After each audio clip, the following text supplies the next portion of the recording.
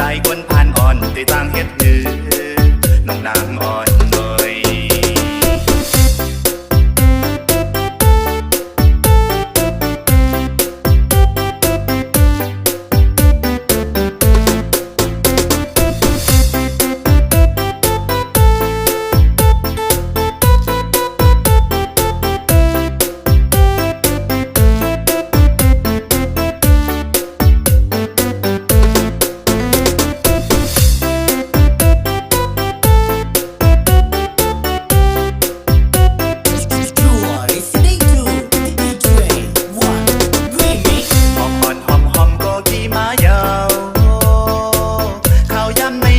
มีหิมไหล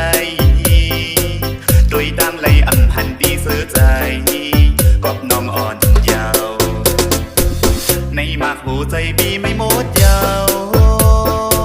พองย้ำนั้นน้องบันตังไม่ใจความหักน้องอำจางเลยยินยาวเมื่อยามเลี้ยวในอ่อนตามน้องว่าอำเป็นบีไม่จอมเฮ็ดเลยโดใจยามในกอกสั่งเลใจกว่าในลงหมอกอันปีปันไว้น้ำนั้น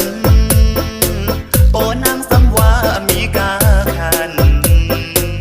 สายคนผ่านอ่อนที่สร้างเฮ็ดหือ